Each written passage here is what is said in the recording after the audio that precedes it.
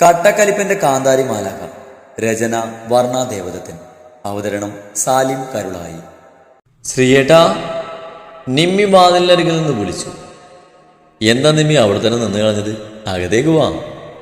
Shri മടിയിലെ lap ബെഡിലേക്ക് വെച്ചു. ശ്രീയേട്ടൻ എനിക്കൊരു help ചെയ്യോ? നിമ്മി ഒരു മടിയോടെ ചോദിച്ചു. എന്തേ? ഇത് ഇന്ന് വൈകുന്നേരം പുറത്ത് പോയപ്പോൾ നാളെ ബർത്ത്ഡേക്ക് ഭദ്രക്ക് ശിലുവിനും വാങ്ങിയ ഗിഫ്റ്റാണ്. ഇതിവിടെ എവിടെയെങ്കിലും ഒന്ന് വെക്കുവോ? അതെന്താ, ഇത് വെക്കാനുള്ള സ്ഥലം നിമ്മിയുടെ റൂമിലില്ലേ? ശ്രീ കുസൃതിയോടെ ചോദിച്ചു. അതല്ല, ഇതെൻ്റെ റൂമിൽ വെച്ചാൽ ആ പിള്ളേർ കണ്ടുപിടിക്കും. പാർവതി ചേച്ചിയുടെ റൂമിൽ വെച്ചാൽ അത് തന്നെയാണ് സ്ഥിതി. ഈ റൂമിലാവുമ്പോൾ അവൾ പെട്ടെന്ന് കണ്ടുപിടിക്കില്ലല്ലോ. ശ്രീയേട്ടൻ ബുദ്ധിമുട്ടാണെങ്കിൽ വേണ്ട. ബുദ്ധിമുട്ടാണ്, നല്ല ബുദ്ധിമുട്ടാണ്. അതും പറഞ്ഞ് ശ്രീ അവളുടെ കയ്യിലെ കവർ വാങ്ങി കബോർഡിൻ്റെ ഉള്ളിലെ ഒരു ഷെൽഫിലേക്ക് വെച്ചു. ഇതിന് ലോക്കർ ചാർജ് തരണം കേട്ടോ, വെറുതെ ഒന്നും സൂക്ഷിക്കാൻ പറ്റില്ല. ശ്രീ അത് പറഞ്ഞ് നിമ്മി ഒന്ന് ചിരിച്ചു. ശ്രീയേട്ടൻ തിരക്കിലായിരുന്നോ? ബെഡിൽ പരന്ന് കിടക്കുന്ന ഫയലിലേക്കും പേപ്പറിലേക്കും നോക്കി അവൾ ചോദിച്ചു. നമ്മളൊക്കെ പാവങ്ങള്, ഒന്ന് ഹെൽപ്പ് ചെയ്യാൻ പോലും ആരുമില്ല. ആരോടെങ്കിലും സഹായം ചോദിച്ചാൽ അവർക്ക് ഈ ലോകത്തില്ലാത്ത ജാടയാ. അവനോ ആരോടൊന്നില്ലാതെ പറഞ്ഞ് ടേബിളിന് മുകളിലെ ബോട്ടിലെടുത്തു. ഇതും കാലിയായോ? ഞാൻ വെള്ളം കൊണ്ടുവരാം. അത് പറഞ്ഞ് പുറത്തേക്ക് പോകാൻ നിന്ന ശ്രീയുടെ കയ്യിൽ നിന്നും ബോട്ടിൽ വാങ്ങിക്കൊണ്ട് നിമ്മി താഴേക്ക് പോയി. ശ്രീ തന്റെ വർക്കുകൾ തുടർന്നു. താഴേക്ക് പോയ നിമ്മി ഒരു ബോട്ടിൽ വെള്ളവും ഗ്ലാസ്സിൽ ജ്യൂസുമായി വരുന്നത് കണ്ട് ശ്രീ സംശയത്തോടെ അവളെയും അവളുടെ കയ്യിലേക്കും മാറി മാറി നോക്കി.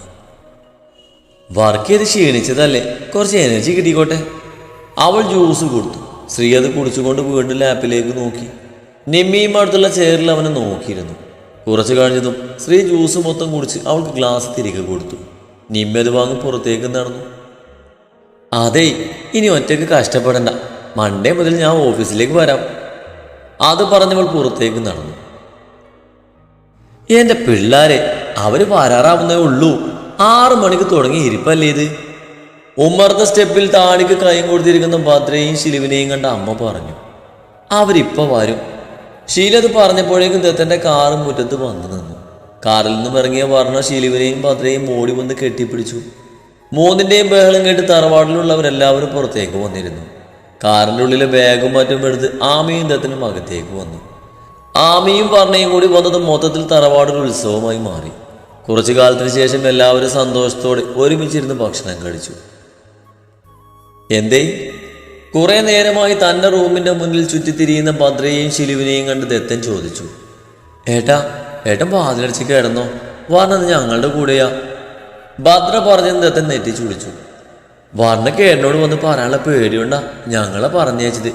ഞാനും ശിലുവും പാറു ചേച്ചിയും നിമ്മി ചേച്ചിയും തെച്ചു എടുത്തിയും ആമി ചേച്ചി ഒരു റൂമിലാ. വർണ്ണ അവിടെയാ. അവള് സമ്മതിച്ചോ? ഞാൻ ചോദിച്ചു നോക്കട്ടെ. വേണ്ട, ഏട്ടനിപ്പൊ ചോദിക്കണ്ട. ഇപ്പൊ തന്നെ അവൾ പാതി മനസ്സിലാ. ഇനി ഏട്ടൻ വന്നാ അവള് മനസ്സ് മാറ്റി ഏട്ടനിപ്പം വരും. ഏട്ടൻ കേടന്നോ? അത് പറഞ്ഞ് മറുപടിക്ക് കാത്തു നിൽക്കാതെ അവർ താഴേക്ക് കൂടി. അവരുടെ പോക്ക് കണ്ട് ചിരിച്ച് ദത്തൻ ലാപ്പും എടുത്ത് ബെഡിലേക്ക് വന്നിരുന്നു. വർണ്ണക്കൊട്ടും മനസ്സില്ലെങ്കിലും എല്ലാവരും നിർബന്ധിച്ചത് കൊണ്ട് അവൾ അവരോടൊപ്പം കിടന്നു. 2-3 ബെഡുകൾ താഴെ ഒരുമിച്ചിട്ടാണ് എല്ലാവരും കൂടി നിരന്ന് കിടന്നത്. കുറെ നേരം സംസാരിച്ചും പ്രേതകഥകളെല്ലാം പറഞ്ഞും ഒരുപാട് വൈകിയാണ് എല്ലാവരും ഉറങ്ങിയത്. കയ്യിലാരോ തട്ടി വിളിക്കുന്നത് പോലെ തോന്നിയതും ദർശന കണ്ണ് ചിമ്മി തുറന്ന് നോക്കുമ്പോൾ ബെഡിൽ ഇപ്പൊ കരയുന്ന രീതിയിൽ എഴുന്നേറ്റിരിക്കുന്ന വർണ്ണയാണ് കണ്ടത്. എന്തേ? ദർശന ചോദിച്ചു. നിക്കെന്റെ ദത്തനെ കാണണം. അവൾ കരയാൻ തുടങ്ങിയിരുന്നു. അയ്യേ, അതിനിങ്ങനെ കരയല്ലേ. എന്നെ അവൻ്റെ അടുത്തേക്കൊന്ന് ആക്കി തരുമോ? എനിക്ക് ഒറ്റയ്ക്ക് പോകാൻ പേടിയാ. അവൾ വേദിമ്പിക്കൊണ്ട് പറഞ്ഞതും ദർശനക്ക് ചിരി വന്നിരുന്നു. ഇത്രയും സങ്കടമുള്ള ആൾ പിന്നെ എന്തിനാ എവിടേക്ക് വന്നത്? അവിടെ കിടക്കായിരുന്നില്ലേ? എനിക്ക് അവൻ്റെ അടുത്തേക്ക് പോകണെടുത്തി ഒന്നാക്കിത്താ പ്ലീസ്. വാ. അവൾ വർണ്ണയും കൂട്ടി പുറത്തേക്ക് നടന്നു. അന്ന് അഭിജിത്തിന്റെ പ്രശ്നത്തിന് ശേഷം വർണ്ണക്ക് ഒറ്റയ്ക്ക് പേടിയായിരുന്നു. ഇനി ഞാൻ ഒറ്റയ്ക്ക് പോയിക്കൊള്ളാം എടുത്തി പോക്കോ. സ്റ്റെയറിന്റെ അരികിലെത്തിയതും വർണ്ണ പറഞ്ഞു. ദർശന തലയാട്ടി തിരിച്ചു നടന്നതും വർണ്ണ സ്റ്റെയർ ഓടിക്കേറി. റൂമിന്റെ മുന്നിലെത്തിയ വർണ്ണ ചാരിയിട്ട വാതിൽ പതിയെ തുറന്ന ശബ്ദമുണ്ടാക്കാതെ അകത്തേക്ക് കയറി. ദത്തൻ ജനൽ കമ്പി പിടിച്ച് പുറത്തേക്ക് നോക്കി നിൽക്കുകയായിരുന്നു. വർണ്ണ പമ്മി അവന്റെ അരികിലെത്തി. ദത്താ. അവളൊന്ന് ഉയർന്ന് അവന്റെ കാതിലായി വിളിച്ചതും ദത്തൻ പുഞ്ചിരിയോടെ തിരിഞ്ഞു. നീ പേടിച്ചില്ലേ ദത്ത? ഇല്ല. അതെന്താ പേടിക്കാതെ? നിന്നെ പേടിപ്പിക്കാനല്ലേ ഞാൻ മിണ്ടാതെ വന്ന് പിന്നീന്ന് വിളിച്ചത്. നിന്റെ ഹസ്കി വോയിസിലുള്ള ദത്താവിളി കേട്ട പേടിയല്ല, വേറെ ചിലതാ തോന്നുക. ദത്തൻ മീശ പിരിച്ചുകൊണ്ട് അവളെ ചുമരിലേക്ക് ചേർത്ത് നിർത്തി. അവന്റെ മുഖം തന്നിലേക്ക് അടുത്ത് വന്നതും വർണ്ണ കണ്ണുകൾ ഇറുകിയടച്ചു. കുറച്ചു നേരം കഴിഞ്ഞിട്ടും ദത്തന്റെ ഒരു അനക്കവുമില്ലാതെ വർണ്ണ കണ്ണു തുറന്നു. താഴെ അവരുടെ കൂടെ കിടക്കാന്ന് പറഞ്ഞിട്ട് എന്തിനാ ഇവിടേക്ക് വന്നേ? ദത്തൻ ചുമരിൽ ചാരി നിന്നുകൊണ്ട് ചോദിച്ചു. എനിക്ക് എൻ്റെ റൂമിൽ എൻ്റെ ബെഡിൽ കിടന്നാൽ എനിക്ക് ഉറക്കം വരൂ, അവൾ പൂച്ചത്തോടെ പറഞ്ഞു. ആണോ? ദത്തൻ പുരികം പോയത് ചോദിച്ചു. അതെ. ഓക്കെ. അത് പറഞ്ഞ് ദത്തൻ വാതിൽ ലോക്ക് ചെയ്ത് അവളുടെ അരികിലേക്ക് വന്നു. എന്തിനാ കരഞ്ഞത്? അവളുടെ കൺപീലിയിൽ തങ്ങി നിന്ന കണ്ണുനീർ തുടച്ചുകൊണ്ട് ദത്തൻ ചോദിച്ചു. അതിന് ഞാൻ കരഞ്ഞില്ലല്ലോ. ഇല്ലേ? അവളുടെ ഇരു മിഴികളിലും മുമ്പ് വെച്ച് അവൻ ചോദിച്ചു. എനിക്ക് സങ്കടം വരാ, നിന്നെ കാണാൻ തോന്നുക. വിതുമ്പി പറയുന്ന അവളെ കണ്ട് ദത്തൻ്റെ ഹൃദയം പിടിഞ്ഞു. അവൻ അവളുടെ മുഖം കയ്യിലെടുത്തു. ഞാൻ കടിച്ചു തിന്നട്ടെ ഈ കുഞ്ഞിപ്പെണ്ണിനെ, എനിക്ക് അത്രയ്ക്ക് ഇഷ്ടമായതുകൊണ്ടാ. അവളുടെ കവിളിലായി പതിയെ കടിച്ചുകൊണ്ട് അവൻ പറഞ്ഞതും വർണ്ണ അവൻ്റെ നെഞ്ചിലേക്ക് മുഖം ചേർത്തു. ദത്തൻ അവൾ ഇരു കൈകൾ കൊണ്ടും എടുത്തുയർത്തി ബെഡിലേക്ക് കിടത്തി. ശേഷം ലൈറ്റ് ഓഫ് ചെയ്ത് ബെഡ് ലാമ്പ് ഓൺ ചെയ്ത് അവളുടെ അരികിലേക്ക് വന്നു. ഞാനൊന്ന് സ്നേഹിച്ചോട്ടെ എൻ്റെ പെണ്ണിനെ. എൻ്റെ കുട്ടിക്ക് ഇത്രയും ദിവസം ക്ലാസ് ഉള്ള കാരണം എല്ലാം പെൻഡിങ് ആയിരുന്നു. ദത്തൻ ഷർട്ടിൻ്റെ ഓരോ ബട്ടണുകൾ അടിച്ചുകൊണ്ട് വല്ലാത്തൊരു ഭാവത്തിൽ പറഞ്ഞു. അവൻ്റെ ആ നോട്ടം താങ്ങാനാവാതെ വർണ്ണ കണ്ണുകൾ അടച്ചു. ദത്തൻ അവൾക്ക് മുകളിലായി ഇരു കൈകളും കുത്തി നിന്നു. ശേഷം അവൾക്ക് ഭാരമാകാത്ത രീതിയിൽ അവളുടെ മേലേക്ക് അമറി. അവൻ പതി അവളുടെ അതിരങ്ങളെ സ്വന്തമാക്കി. വളരെ മൃദുലമായി അവളുടെ കീഴ്ചുണ്ടിനെയും മേൽചുണ്ടിനെയും മാറി മാറി നുകർന്നു. എന്നാൽ അധികം വൈകാതെ അത് ഭ്രാന്തമായി മാറിയിരുന്നു. നാവുകൾ തമ്മിൽ കെട്ടിപ്പിണഞ്ഞ് ഉമിനീരിനൊപ്പം രക്തവും കലർന്നു. ശ്വാസം കിട്ടാതെ ആയതും ദത്തൻ അവളെ സ്വതന്ത്രയാക്കി. എൻ്റെ കുട്ടി ഇത്ര പെട്ടെന്ന് ക്ഷീണിച്ചോ? കിതപ്പടക്കാൻ പ്രയാസപ്പെടുന്ന വർണ്ണയെ നോക്കി അവൻ ചോദിച്ചു. അവൾ അതേന്നും അല്ല എന്നും തലയാട്ടി. അത് കണ്ട് ദത്തൻ അവളുടെ കഴുത്തിലേക്ക് മുഖം ചേർത്ത് കിടന്നു. കുറച്ചു കഴിഞ്ഞ് അവൾ ഓക്കെ ആയെന്ന് തോന്നിയതും ദത്തൻ അവളുടെ ഷർട്ടിൻ്റെ ഓരോ ബട്ടണുകളായി കടിച്ചെടുത്ത് ഷർട്ട് ഊരി താഴേക്ക് എറിഞ്ഞു. പതിയവൻ തന്റെ ചുംബനങ്ങൾ കൊണ്ട് അവളിലെ പെണ്ണിനെ ഉണർത്തി. ഇരുവരുടെയും ശരീരങ്ങൾ വീർത്തൊഴുകി. അവൻ അവളിലേക്ക് അലിഞ്ഞു ചേർന്നു. അവസാനം തളർന്നു കിടക്കുന്ന തൻ്റെ പാതിയെ അവൻ തന്നെ നെഞ്ചിലേക്ക് ചേർത്ത് പിടിച്ചു. ക്ഷീണിച്ചോടാ? ദത്തൻ അവളുടെ വിയർപ്പിനാൽ പടർന്ന സിന്ദൂര രേഖയിൽ ഉമ്മ വെച്ചുകൊണ്ട് ചോദിച്ചു. മറുപടിയായി അവൾ അവൻ്റെ കഴുത്തിലേക്ക് കടിച്ചു. ദേവണ്ണെ, എന്നെ പുറത്ത് കാടിക്കാൻ നിൽക്കണ്ട, അത് നിനക്ക് താങ്ങാൻ കഴിയില്ലേ? നിനക്കൊരു നാണമില്ല ദത്ത? എനിക്കെന്തിനാ നാണം? എൻ്റെ റൂം, എൻ്റെ ബെഡ്, എൻ്റെ ഭാര്യ.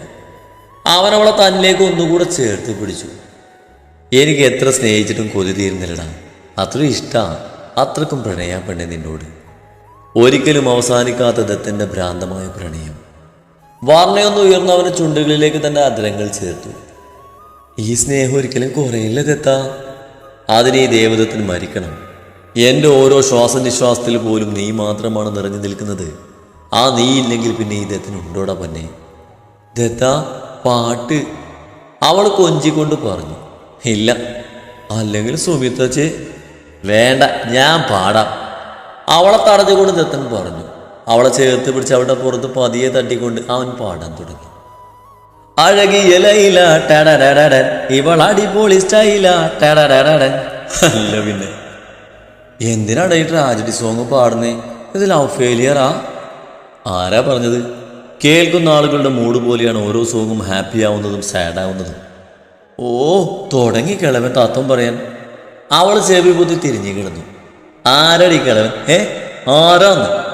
അവളുടെ നഗ്നമായ പുറത്തിലൂടെ വിരലോടിച്ചുകൊണ്ട് അവൻ കുസൃതിയോടെ ചോദിച്ചു. ദത്ത, വേണ്ടട്ടോ. എന്ത് വേണ്ടാന്ന്? അവൻ അവളുടെ പിൻകഴുത്തിലേക്ക് മുഖം ചേർത്തു. അവൻ്റെ കൈകൾ അവളിലൂടെ കുസൃതിയോടെ ഓടി നടന്നു. സോറിഡാ, ഐ ക്യാൻ കൺട്രോൾ. വശമായ രീതിയിൽ പറഞ്ഞ് ദത്തൻ വീണ്ടും അവളിലേക്ക് പടർന്നു കയറി. വർണ്ണമോളെ, വർണ്ണേ. വാതിൽ തട്ടിയുള്ള വിളി കേട്ടാണ് ദത്തൻ കണ്ണു തുറന്നത്. ഡി വർണ്ണേ, വാതിൽ തുറക്ക്. വാതിലിൽ ശക്തമായ തട്ടൽ തുടങ്ങിയതും ദത്തൻ ബെഡിൽ നിന്ന് ചാടി എഴുന്നേറ്റു. വർണ്ണേ, എന്തുറക്കാതെ? എടാ, വാതിലൊന്ന് തുറന്നേ. ശിലുവും പത്രയും ഡോറിൽ തട്ടി നിർത്താതെ വിളിക്കുകയാണ്. എൻ്റെ ഈശ്വര! ദത്തൻ വേഗം താഴേന്ന് മുണ്ടെടുത്തു കൊടുത്തു. കുഞ്ഞെ, എണീകടി. ദത്തൻ വർണ്ണയെ തട്ടി വിളിച്ചെങ്കിലും വർണ്ണൊന്ന് ചിണുങ്ങിക്കൊണ്ട് തിരിഞ്ഞു കിടന്നു. ദത്തൻ്റെ പൊന്നു മോളല്ലടാ, ഒന്ന് എണീക്ക്. പുറത്ത് ഭദ്രയും ശിലുവുണ്ട്, രണ്ട് കണ്ണ് നാലൊരു വിളിക്കാം. ഇനിയും വാതിൽ തുറന്നില്ലെങ്കിൽ തറവാട്ടിലുള്ള ഓടിക്കൂടും. എണീക്കടാ. എനിക്ക് വയ്യ, ഞാൻ കുറച്ച് മുമ്പേ അല്ലേ ഉറങ്ങിയത്, എനിക്ക് ഉറങ്ങണം ദത്താ. എടാ പ്ലീസ് ടാ കുഞ്ഞെ, എണീക്ക്. നീയല്ലേ എന്നെ ഉറങ്ങാൻ സമ്മതിക്കാതെ, എനിക്ക് ഉറക്കം വരുന്നു. വർണ്ണക്ക് അറിയാൻ തുടങ്ങിയത് ദത്തനാകെ പെട്ട അവസ്ഥയിലായി. എടാ എന്നെ എല്ലാവരുടെയും മുന്നിൽ നാണം കെടുത്തല്ലേ, എനിക്കതിനെ കുറിച്ച് ആലോചിക്കാൻ കൂടി വയ്യ. Sorry D. അത് പറഞ്ഞ് അവളുടെ മേലേന്ന് തെന്നിമാറിയ ബെഡ്ഷീറ്റ് എല്ലാം കൂടി കൂട്ടിപ്പിടിച്ച് ദത്തൻ അവളെ എടുത്ത് ബാത്റൂമിലേക്ക് നടന്നു. ശേഷം കുറച്ച് വെള്ളമെടുത്ത് ഉറക്കം തോന്നുന്ന അവളുടെ മുഖത്തേക്ക് തെളിച്ചു. അപ്പോഴും പുറത്ത് ഭദ്രയുടെയും ശിലുവിൻ്റെയും മലർവിളി നടക്കുന്നുണ്ട്. ഇവിടെ നിൽക്കണേ കുഞ്ഞെ. ദത്തൻ ബാത്റൂമിൽ നിന്നിറങ്ങി അവൾക്ക് മാറ്റാനുള്ള ഡ്രസ്സ് എടുത്ത് ബാത്റൂമിൽ കൊണ്ടുവന്ന് വെച്ചു. എന്ത് നോക്കി നിൽക്കുക, ഡോർ ലോക്ക് ചെയ്ത് കുളിക്കാൻ നോക്ക് പെണ്ണേ. ദത്തൻ കൈകൂപ്പി പറഞ്ഞ് ഡോർ അടച്ചു. വർണ്ണ ഉള്ളിൽ നിന്നും ഡോർ ലോക്കാക്കിയെന്ന് ഉറപ്പിച്ച ശേഷം അവൻ ഡോറിൻ്റെ അരികിലേക്ക് നടന്നു. പെട്ടെന്ന് തിരിഞ്ഞ് താഴെ വീണ് കിടക്കുന്ന ഡ്രസ്സുകളെല്ലാം വാരിക്കൂട്ടി ഒരു സൈഡിലേക്ക് ഇട്ട് ഉടുത്തിരുന്ന മുണ്ടുകൊണ്ട് മുഖമൊന്ന് തുടച്ചു. ദാ വരുന്നു, ഒരു മിനിറ്റ്. ദത്തൻ കണ്ണാടിക്ക് മുന്നിൽ വന്നൊന്ന് മുടി ഒന്ന് ശരിയാക്കി. ശേഷം കഴുത്തിലും നെഞ്ചിലും പടർന്നു കിടന്ന കുങ്കുമം തുടച്ച് വന്ന് ഡോറ് തുറന്നു. വർണ്ണ എവിടെ? അവൾ കുളിക്കാം. ഇത്ര നേരത്തെ കുളിക്കുന്ന ശീലം അവൾക്ക് ഇല്ലല്ലോ. ഏയ്, ക്ലാസ്സിൽ പോകാൻ തുടങ്ങിയപ്പോ അവളൊന്ന് നേരത്തെ കുളിക്കും. അവൾ ഇന്നലെ രാത്രി ഇവിടേക്ക് വന്നത് അത് താഴെ നല്ല ചൂടായിരുന്നു, അതാവും. ചൂടോ? AC റൂമിലോ? ആവോ, അവൾ അങ്ങനെയാ പറഞ്ഞത്. ദത്തൻ പരിഭവം മറച്ചു വെക്കാൻ ഒരുപാട് കഷ്ടപ്പെട്ടു.